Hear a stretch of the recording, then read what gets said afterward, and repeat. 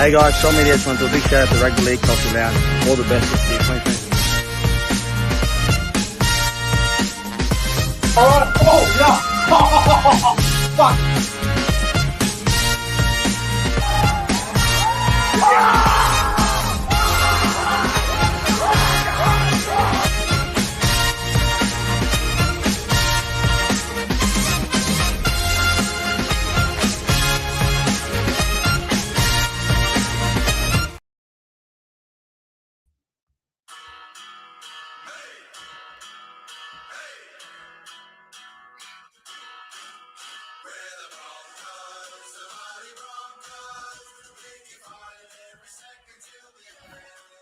Thank you, Brisbane!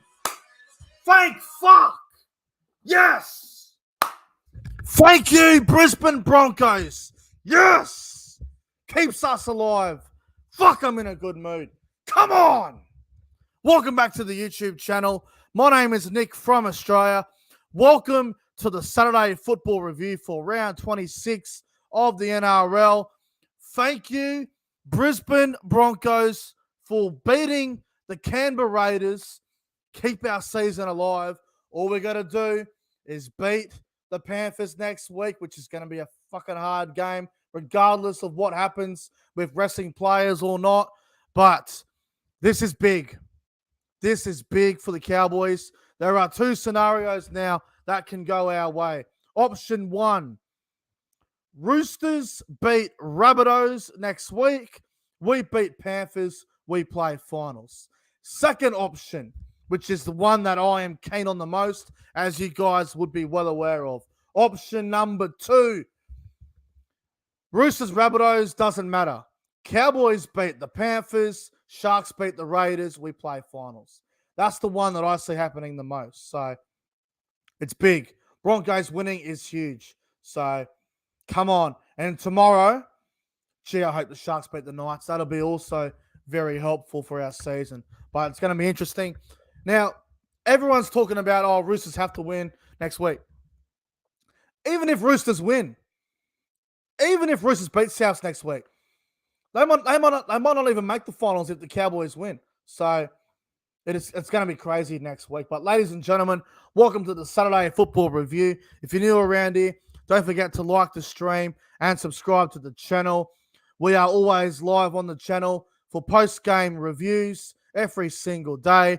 Thursday, Friday, Saturday, Sunday. There wasn't a review yesterday. There was a Dolphins-Cowboys review. That's because I was at the game. And I did review the Dolphins-Cowboys game outside the stadium, heading back towards Roma Street. It was a good time, actually. Had a phenomenal time up at Dolphins-Cowboys last night. If you haven't watched the vlog, make sure you do. It's on the channel, and it's going very well. So make sure to check out the Dolphins-Cowboys matchday vlog. Hello to the chat. Hello to the chat. Devils_Sias here. Jason Reader. Kieran. Hello to Will. Hosea XCI. Josh Rabbitoh 2023. Hello, Jeffrey. Jim the Chooks fan is here. We've got Kieran. We've got Yeet Boy. Shout out to Flash Toe Tago. It was outstanding to meet you yesterday for the first time at the Dolphins-Cowboys game. And thank you very much for that TikTok post as well. The shout out and the feedback. Really appreciate that, my friend. I'm sure I will be seeing you again very soon. Hello to Zentpie. Hello to everyone that's here. I apologize if I missed out on anyone. I think I saw Faraz in the chat as well. Hello, Faraz. Hello, Jim. Yeah, I saw you too, Jim. We're walking to the ground together. You're in the vlog. Yes, exactly. Come to New Zealand. Maybe next year. We'll see how we go. But ladies and gentlemen, let's get into the Saturday Football Review. We've got a little bit to get into here tonight. And just apologies as well. I've got a live bet on that I'm trying to keep a close eye on as well. I know some people here don't really give a shit about AFL, but I need Geelong to beat the Bulldogs and I need West Coast to beat Adelaide, and I'm looking at some more money. So I'm going to keep a bit of an eye on that as well. All right, let's get into the review, shall we? Melbourne Storm over the Gold Coast Titans in the earlier game. 37 points to 16.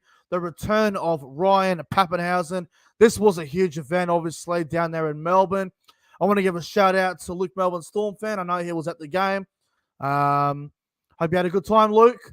I know you're a big supporter of the channel, and I know you like to reach out to me on Instagram a fair bit. So shout out to Luke Melbourne Storm fan. Meeting all the players and all that. Good. It's good. It's good to see the fans interact with the players. Apologies about the stuttering. Sometimes you just can't help it. The Storm. Look, I thought Melbourne were good without being great. Like, they did some really good things in this game, but they also did some terrible things. Like, there were parts of their game where I thought they were really poor. Like, the Chris Randall try was a really soft try to concede. Brian Kelly's try was whatever. The Fafita one was a bit of razzle-dazzle. And, Melbourne did some good things, like the Warbrick try was outstanding early on. Coates had 3 tries. Eli Katoa, he is just getting better and better as a young gun back row. He seems to be scoring tries at will lately. He's playing fantastic. Christian Welsh had a very good game as well. Look, I think Melbourne definitely need to work on their defense. They got to fix that up a little bit defensively. That's one part of Melbourne's game that has been a bit disappointing the last few weeks. I conceded, I think it was 28 points against the Dragons last week. I conceded 16 against the Gold Coast. So they got to get their defense in order against these really good teams. Obviously, the talking point coming out of this Melbourne Gold Coast game was the return of Ryan Papenhuyzen. He came on with about 19 minutes to go. And Ryan Papenhuyzen's first set of the game, Melbourne ended up scoring. I think it might have been Christian Welsh's try, actually. So, look, huge win for the Storm. Massive win. Massive win for the Storm. Obviously, they are now guaranteed to finish top 4, I believe. I think, actually, no. If Cronulla get beat tomorrow, then Melbourne are locked in the top 4. So, big game tomorrow between Newcastle and Cronulla, as we all know. Massive game, that. Obviously, tries in this game. Tries to Warbrick. Xavier Coates had a hat-trick. Welsh got 1. Eli Katoa got 1 as well. And for the Gold Coast, tries to Randall, Kelly, and Jojo Fafita. It's going to be extremely interesting to see how things plan out over the coming weeks. But, look, I thought Melbourne, they weren't amazing, but they did what they had to do in the end. My player of the game from this, look, I think player of the game, I thought when Harry Grant came on, he made a huge difference. He was very good. So Harry Grant's probably going to get my player of the game. The other talking point coming out of it is the injury to Jerome Hughes. That's a big one. That is a really big one. Jerome Hughes, they're talking about a medial to his, I think it was his leg, something to do with his leg. Losing Jerome Hughes is very big. So hopefully for Melbourne Storm's sake, it's not as bad as I think. I think next week he'll be rested. So it's going to be extremely interesting to see what happens there. But Melbourne Storm, a little bit too good. Harry Grant, my player of the game. Quick thoughts on Warriors Dragons. Yes, I will get into that at the back end. I might do a quick recap on that. Fuck. My AFL best not looking good. Shit.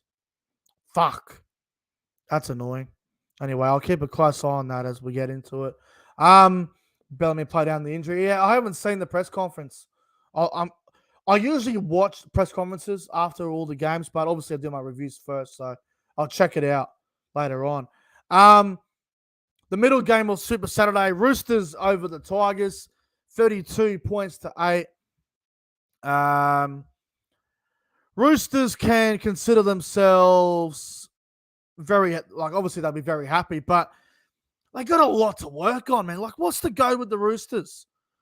They win the game and, like, yes, they score points and they put teams away, but they're just not impressive. They're not that impressive. 32-8, it's a good result. It's a 24-point win, and it keeps them alive in the hunt for top 8 alongside the Cowboys. But the Roosters, they are not convincing whatsoever. Not convincing at all. I need the Roosters to obviously win next week against South Sydney. But what is the go with the Roosters? Like they got some issues, man. They still got some big issues. The Tigers, look, I thought the West Tigers did some great things in this match. In particular, the first half. I scored that first try. The young fella in the centres, Tristan O'Reilly.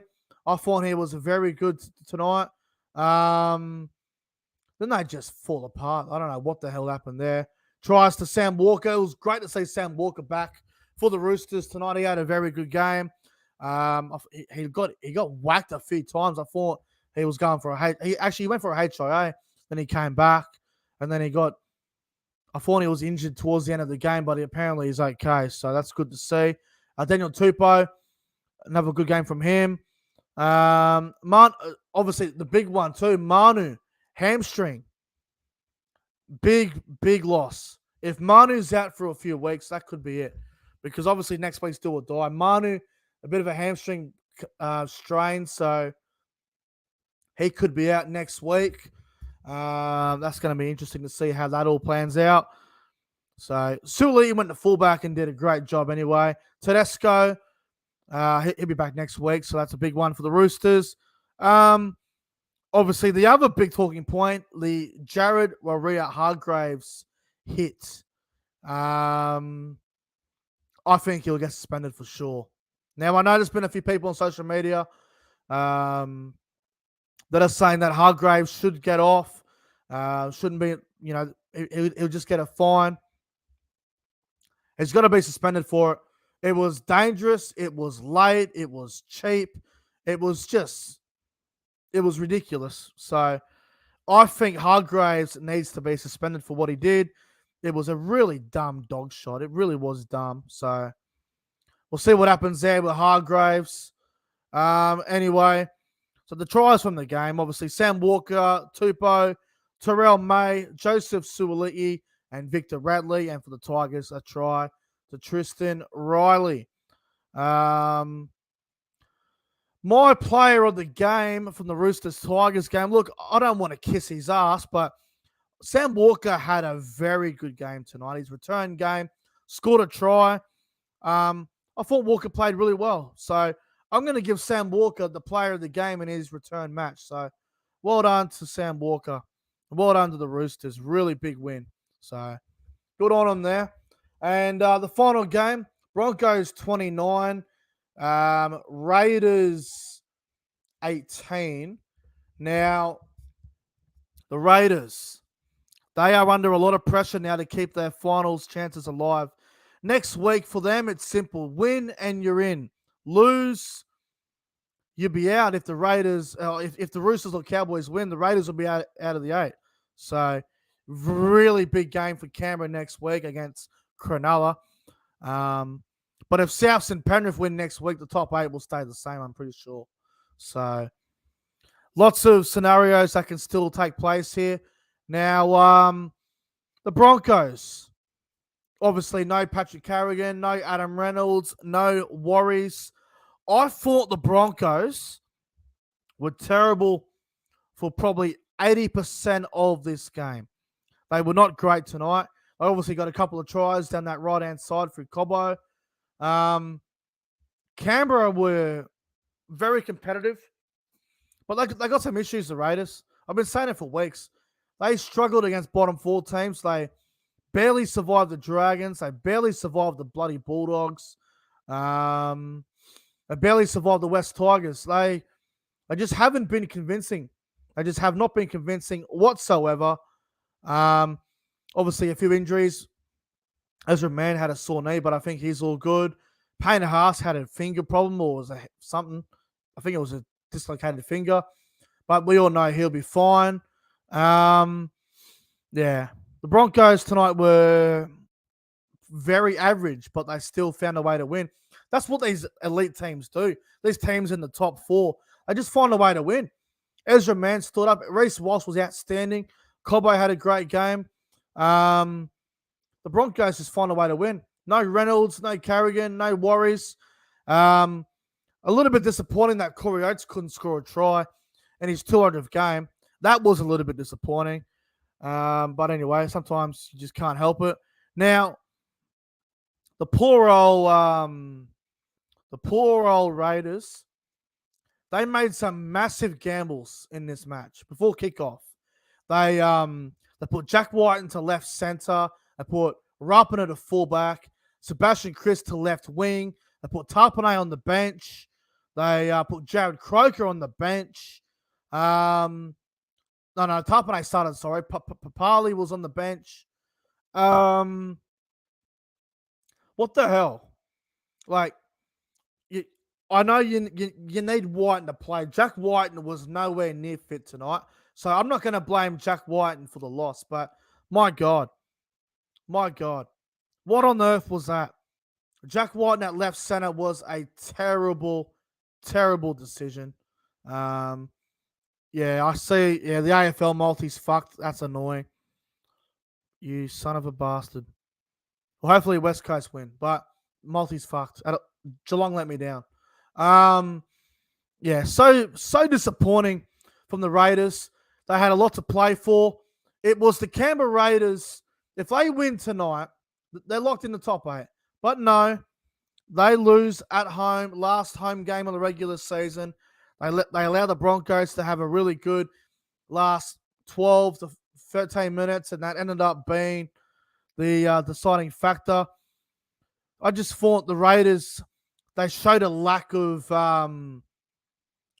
energy towards the back end of the game where they were leading 18-16. The Raiders had this game.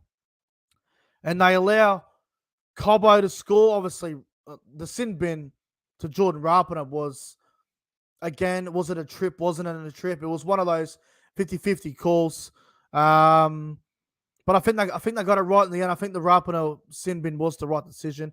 And I know everyone's talking about the short dropout, which Hudson Young had the escort on Cobbo. Again, that's probably one of those 50-50 calls that don't go your way. But look, I know there will be a few Canberra fans out there that are going to blame the referee. But let me just say this to the Canberra fans. Don't blame the referee. You led 18-16 for majority of the second half. You had chances to ice the game. You had chances to finish the game and extend your lead, but they couldn't do it.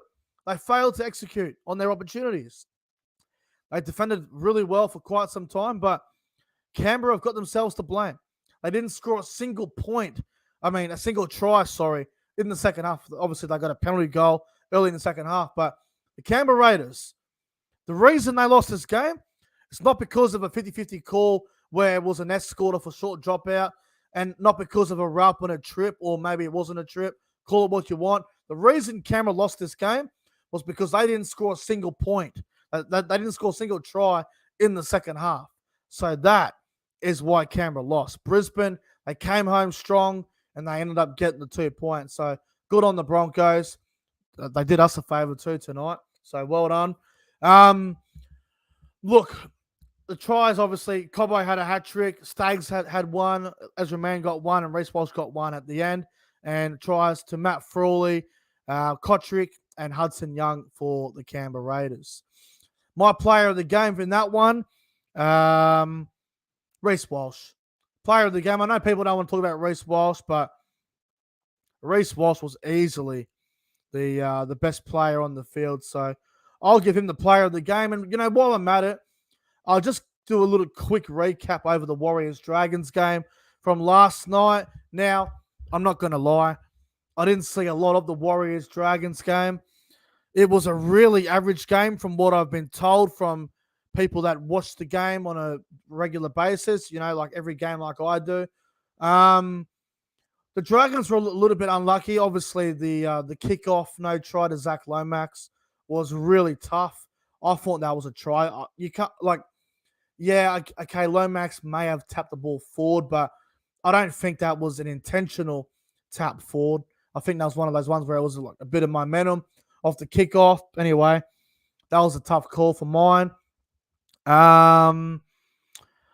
The Aden Fanua-Blake try at the end of the game was another tough one because I thought Tyrell Sloan had his hand on the ball. I thought that might have been granted in goal for a goal line dropout, but It wasn't. The Warriors ended up getting the win. It definitely wasn't pretty at all. It was a very ugly win for the Warriors. They are now guaranteed top 4 as well, which is outstanding.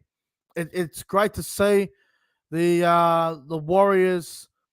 They are going to play finals footy. They are going to have at least one game in New Zealand for the final series, which is awesome for the game as well. The Dragons, look, a couple of tough calls didn't go their way. They weren't that convincing. The Warriors. It was a very ugly win, but at the end of the day, the Warriors' defense is what won the game, as Hosea has just said in the live chat. Defense wins your comps, and the Warriors, I know they're playing the team that's in the bottom 4, but sometimes you're a bit off your game and you're a bit flat. You just find a way to win, and that's exactly what the Warriors did against the Dragons. So good on the Warriors.